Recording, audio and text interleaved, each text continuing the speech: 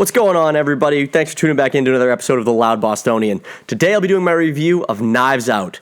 Knives Out is the new film by director Rian Johnson. Rian Johnson is most noted for his films Brick, Looper, and, of course, the movie that ruined the Star Wars franchise, The Last Jedi.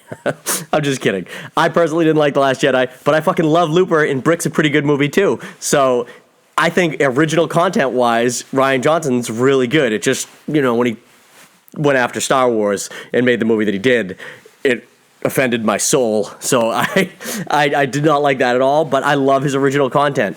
Knives Out looked like it was going to fall in suit with the other two, because from trailer one, thought it looked like such a fantastic movie. I historically love whodunits. Whodunit movies are my favorites because I have a great pastime memory of waking up super early in middle school, maybe 6th, 7th grade, and my mom was up at like 5 a.m. and she had the TV on and she was watching Clue. And I was like, Mom, what is this? I'd never seen Clue. And she goes, oh, this is Clue. It's a very funny movie. You'll like it. I sat down with her and watched the whole movie before going to school that day. And it became one of my favorites, one of my favorite memories with my mom. And I just love whodunits, especially when there's a comedy twist in it. Now, Knives Out, originally when I saw the trailers, didn't seem like it had a comical element to me. It almost looked just like a good drama, like with an intriguing mystery going on behind it.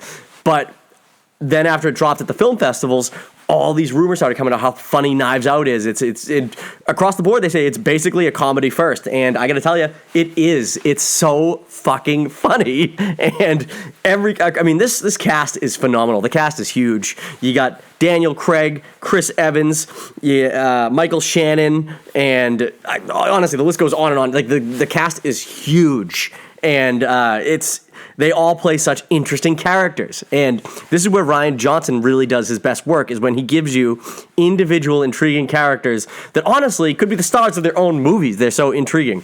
But the absolute runaway, steals the spotlight, and I mean, you can tell from the trailers, is Daniel Craig.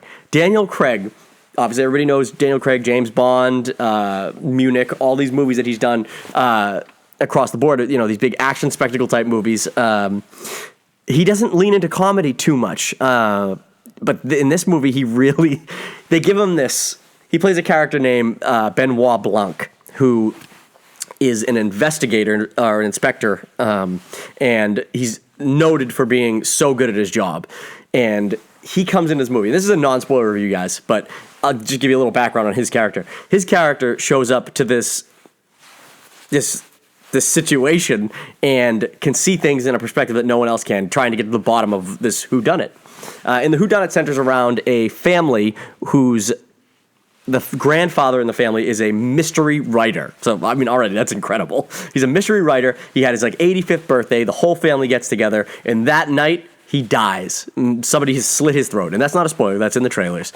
And Daniel Craig and the cops come in to try and investigate this murder, and it's just everybody's a suspect, from the nanny to the nurse to every single member of his family. Jamie Lee Curtis is one of the actors and actresses in this movie, and she's his eldest daughter, and everybody's phenomenal. Like I said, everybody pulls their own weight in this movie, and it fires on all cylinders, and it's friggin' hilarious. It is so funny and so just quirky, and just I gotta tell you, it's probably my favorite movie I've seen this year, and that's saying something, because I loved Endgame, I loved Shazam, I loved all these big action spectacle movies that I've seen, but this movie is the rewatchability factor of it is through the roof, because it's phenomenal. It is so good, and it delivers on so many levels. And honestly, like, whodunits obviously want to keep you guessing at who done it.